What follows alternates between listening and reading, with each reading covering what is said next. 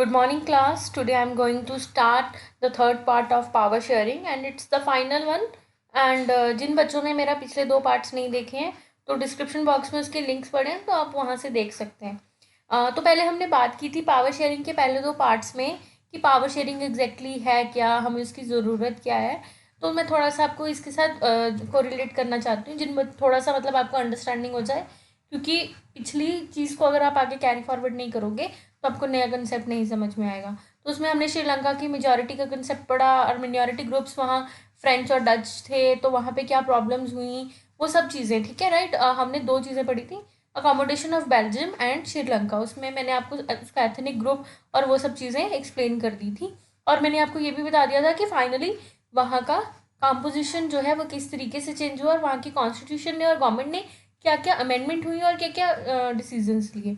और आपका second part power sharing में मैंने आपसे यही डिस्कस किया था कि पावर शेयरिंग में मतलब श्रीलंका को जब हमने और तमिलियंस और उनके बीच का जब डिफरेंस ख़त्म हुआ तो वहाँ पे क्या क्या चेंजेस हुए, उनको कौन से राइट्स मिले और उससे पहले उनको क्या राइट्स नहीं मिल रहे थे। और on the very first video, इस वीडियो को आप उससे रिलेट कीजिएगा, मैंने आपसे बात की थी power sharing includes 3 things. First is transfer of authority, responsibility and accountability. और उसके बाद हमने बात की थी कि division of work, labour and so on, these are the special requirements of power sharing, ठीक है। तो हम इसमें अब फॉर्म्स ऑफ पावर शेयरिंग पढ़ेंगे। Now come to the topic. First of all, need of power sharing, ये आप already पढ़ चुके हैं। It leads to specialisation. So first of all you have to connect it और कोरिलेटेड विद योर स्कूल। अगर हिंदी का teacher maths पढ़ाएगा तो obviously there is a problem. Why? Because उसका जो स्पेशलाइज्ड एरिया है वो हिंदी है, ना कि साइंस या मैथ, ठीक है। तो इसीलिए जिसको जो काम आता है हम उसको अगर वही काम देंगे, डिवीजन ऑफ लेबर और division of work divided according to their skills and specialities, तो उसका क्या इफेक्ट होगा? उसका इफेक्ट ये होगा कि परफेक्शन आएगी। इसीलिए पावर शेयरिंग में जब हम गवर्नमेंट में पावर्स डिवाइड करते हैं, मैंने आपको पहले भी फर्स्ट वीडियो में एग्जांपल दिया था कि हेल्थ मिनिस्टर ही हेल्थ इश्यूज सॉल्व करेगा, एजुकेशन मिनिस्टर ही एजुकेशन इश्यूज सॉल्व करेगा, राइट। हमें पता है इट लीड्स टू स्पेशलाइजेशन, ठीक है। Avoid errors and omissions. Avoid errors and omissions इसलिए क्योंकि जब हम ये काम उसको दे रहे हैं जिसको इसकी प्रॉपर नॉलेज है, प्रॉपर समझ है और उसकी स्किल्स हैं उस चीज़ को हैंडल करने के लिए, तो गलतियाँ भी कम होंगी और ओमिशंस, कोई चीज़ छूटेगी भी नहीं। वो सीक्वेंस में प्रॉपर प्लानिंग से उसको एग्जीक्यूट करेगा, अपने प्लान को, पॉलिसी को, उससे रिलेटेड प्रोसीजर्स बनाएगा, सिस्टम्स बनाएगा। तो this is a need of a power sharing.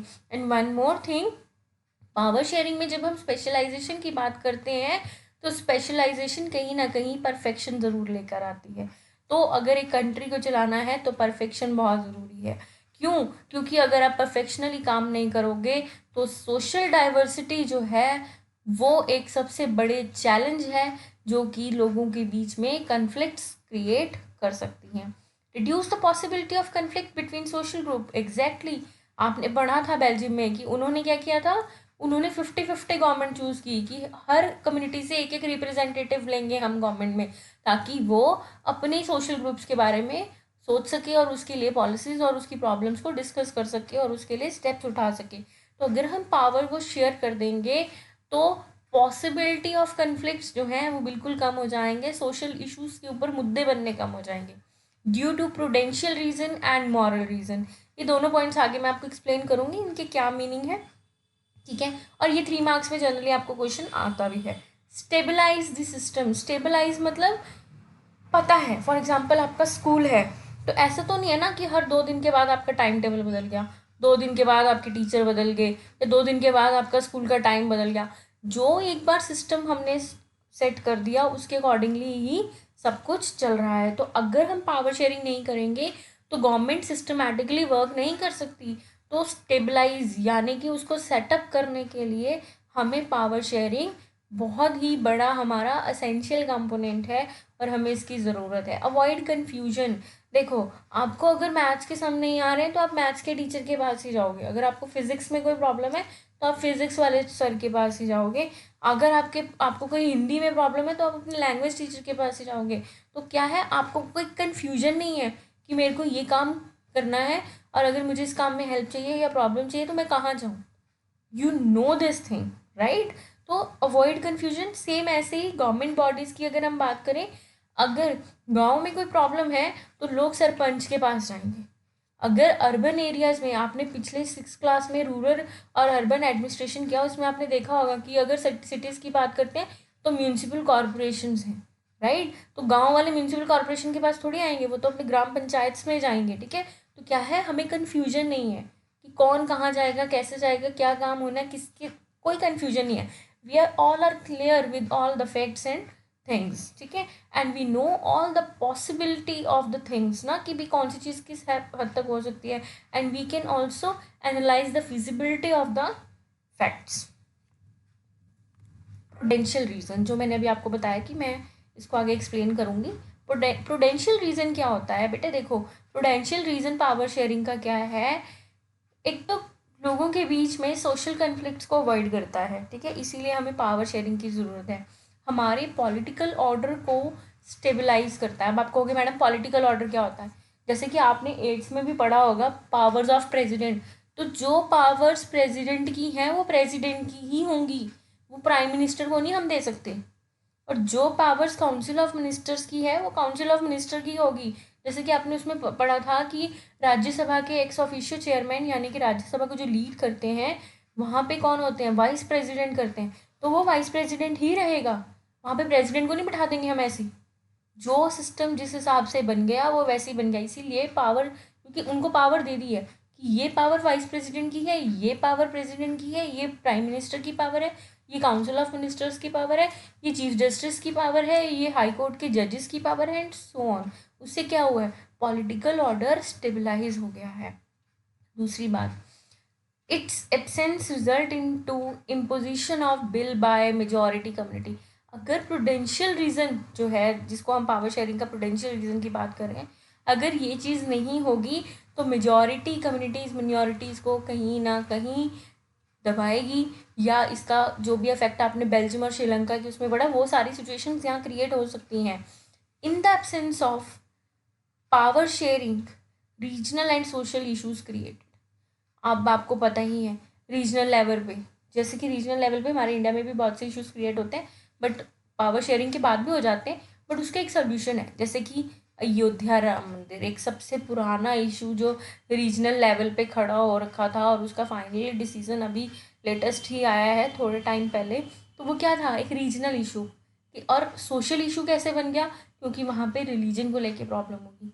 वो कहते थे यहाँ मस्जिद बनना चाहिए, वो कहते थे यहाँ राम मंदिर बनना चाहिए। तो इस तरह के जब प्रॉब्लम्स आ जाती हैं जो बहुत सारे इश्यूज़ को क्रिएट कर देती है, वो अब सोशल इश्यूज़, जैसे कोविड-19 चल रहा है, अब यहाँ पे भी सोशल इशू क्रिएट हो गया ना, क्योंकि जो मुस्लिम्स वहाँ दिल्ली गए थे, लोगों ने कहा कि मुस्लिम्स ने सारा काम ख़राब कर दिया, उन्होंने ये चीज़ बढ़ा दी, वो चीज़ बढ़ा दी। तो कहीं ना कहीं उसका रिजल्ट क्या हुआ? मुरादाबाद में लोगों के ऊपर पत्थर फेंके गए, पुलिस वालों के ऊपर, जब उनको पता चला वहाँ पे कोरोना के सस्पेक्ट्स हैं, ठीक है? कोरोना पेशेंट्स को लेने गए डॉक्टर्स, उनके ऊपर पत्थर फेंके गए।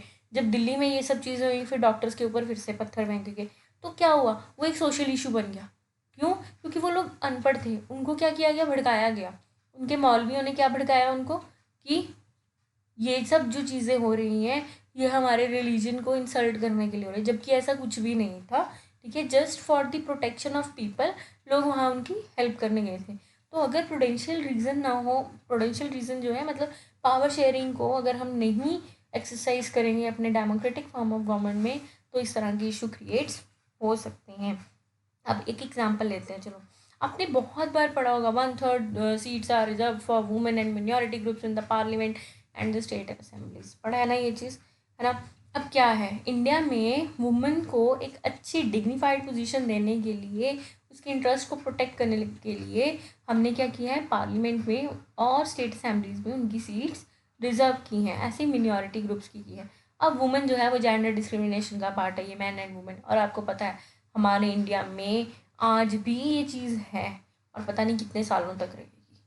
और इसके एग्जांपल्स आप अपने आसपास बहुत अच्छे से देख ही लेते हो। I have no need to explain it, और क्या क्या कहूँ। और अभी आपका नेक्स्ट चैप्टर जो है वो फेडरलिज्म है, उसके बाद देखना आप डेमोक्रेसी डाइवर्सिटी पढ़ोगे, उसके बाद जेंडर रिलीजन कास्ट पढ़ोगे। I will explain you everything, उसमें किस तरीके से वुमेन की आइडेंटिटी को लोग समझते हैं और क्या समझ रखा है लोगों ने, ठीक है। तो वो सब कन्फ्लिक्ट को ओवरकम करने के लिए, सॉल्व करने के लिए हमने मिनॉरिटी ग्रुप्स और वुमेन को एक रिजर्व कॉन्स्टिट्यूंसीज दी हैं पार्लियामेंट में और स्टेट असेंबलीज में। ये एक एग्जाम्पल है प्रूडेंशियल रीजन। ठीक है, प्रूडेंशियल रीजन मतलब एक स्पेशल प्लेस देना कुछ सोशल ग्रुप्स को ऑन जिन बेसिस पे उनके साथ डिफरेंस हो सकता है या उनके साथ डिस्क्रिमिनेशन किया जा सकता है, जैसे कि जेंडर और रिलीजन के बेस पे है हमारे इंडिया में, तो हमने उनको पार्लियामेंट और स्टेट असेंबलीज में जगह दे दी। ठीक है। Moral reason means power sharing तो डेमोक्रेसी की बैकबोन है, नीड है। अगर ये नहीं होगी तो डेमोक्रेसी है ही नहीं। ठीक है। People have the right to be consulted on how they are to be govern. अब देखो, जब भी हमारे यहाँ इलेक्शंस होते हैं लोग आपस में विचार करते हैं, जनरली डिस्कशन आपने न्यूज़ चैनल पे देखा होगा, वो कौन बनेगा मुख्यमंत्री, कौन बनेगा प्रधानमंत्री एंड सो ऑन। वहाँ पे जनता को बिठा दिया जाता है और न्यूज़ एंकर्स आते हैं और उनसे क्वेश्चंस पूछते हैं, और कुछ लोग बीजेपी को सपोर्ट कर रहे हैं, कोई कांग्रेस को सपोर्ट कर रहा है, कोई आम आदमी पार्टी को सपोर्ट कर रहा है, हर किसी का अपना अपना व्यू है। और उसके बाद वो अपने अपने व्यूज़ देते हैं और आपस में बात करते हैं कि उन्होंने अपने टेन्योर में ये नहीं किया, उनको ऐसे करना चाहिए था, ये होना चाहिए था, how they are to be governed. ठीक है, वो क्या है, लोगों के रीजंस हैं। मॉरल मीन्स अपने मॉरल वैल्यूज़ को या फिर कह लो सही गलत को पहचान करके जो वो इन चीज़ों को देते हैं, मतलब रीजंस देते हैं या फैक्ट्स को एक्सप्लेन कर रहे हैं और अपने वोटिंग के पीछे अपना कारण बता रहे हैं, that is the moral reason. उसकी वजह से भी हमें डेमोक्रेसी में पावर शेयरिंग बहुत ज़रूरी है। For example, division of power among different units in India is a suitable example. अब मॉरल रीजन क्या मतलब, जैसे आपकी गवर्नमेंट डिवाइडेड है, central government, state government, local bodies, और आपने लेजिस्लेचर पढ़ा है, एग्जीक्यूटिव पढ़ा है और जुडिशरी भी पढ़ा है, right. So these are the moral reasons of power sharing. Next is forms of power sharing. Power sharing is the basic principle of democracy. जैसे मैंने आपको बताया, people are the source of all political power. अब देखो, लोग जो है सबसे बड़ा सोर्स है पॉलिटिकल पावर का। कैसे?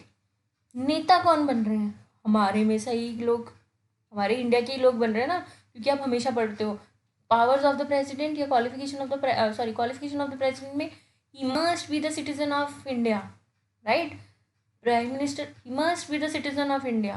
मतलब हर जगह हम ये पढ़ते हैं कि हमारे इंडिया का सिटीजन होना चाहिए वो, तभी वो कोई ऐसा गवर्नमेंट में स्पेशल पोजीशन गवर्न कर सकता है, अदरवाइज उसको कोई हक नहीं है।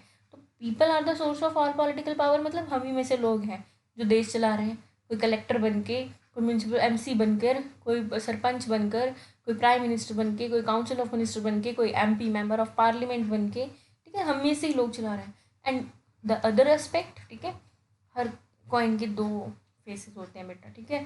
तो I am discussing with you a first phase, ठीक है। Now come to the second phase. इनको प्राइम मिनिस्टर कौन बना रहा है, एमपी कौन बना रहा है, एमसी कौन बना रहा है? हम जैसी जनरल पब्लिक। कैसे? By voting, right. तो हम सब जो हैं वो पॉलिटिकल पावर के बहुत बड़े सोर्स हैं।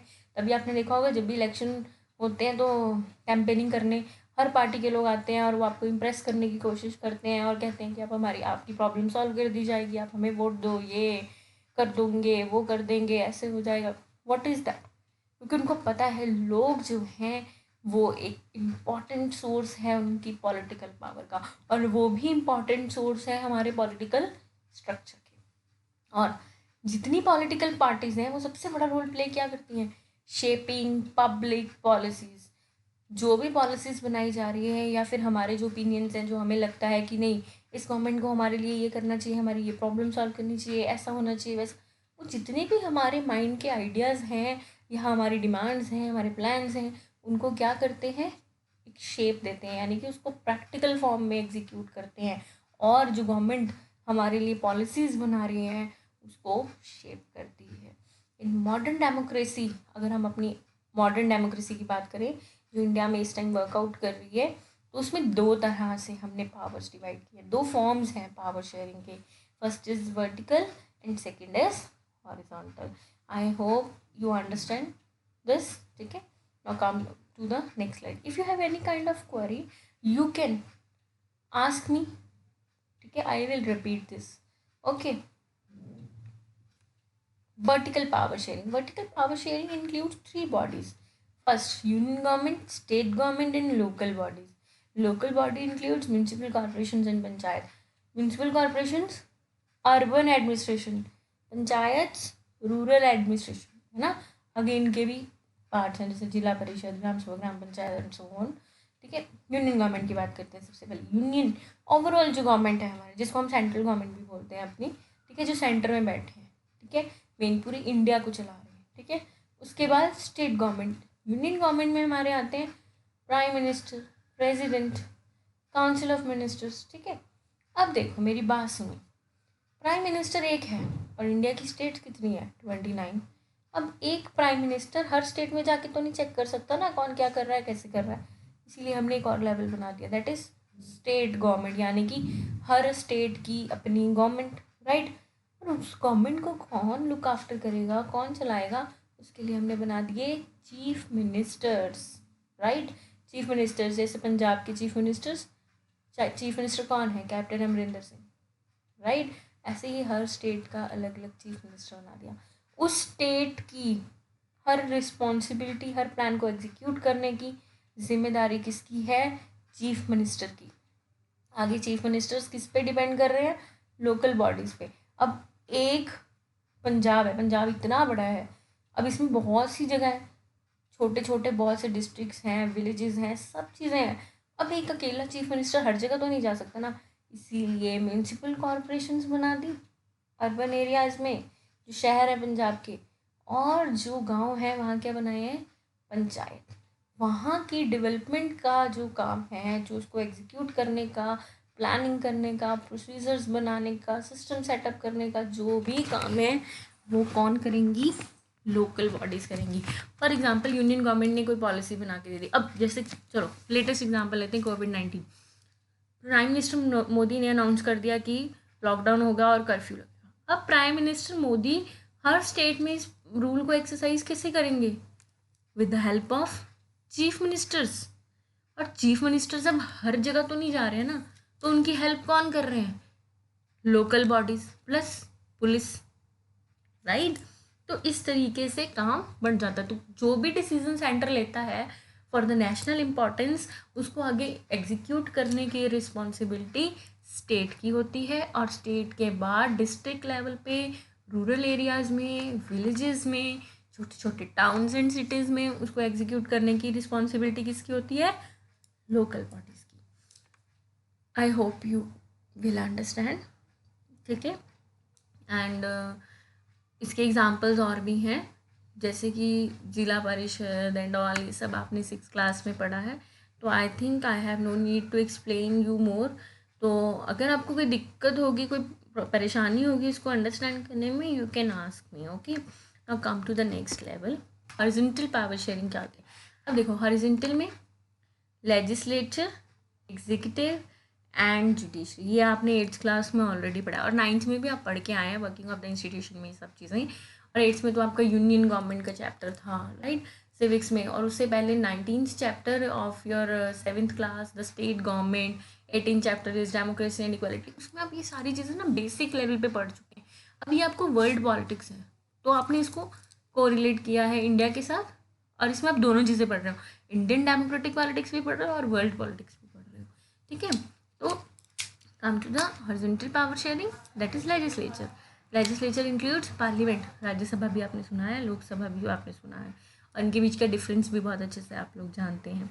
Executive, executive includes president, vice president, council of ministers, attorney general, ये सब लोग इसमें आते हैं. ठीक है.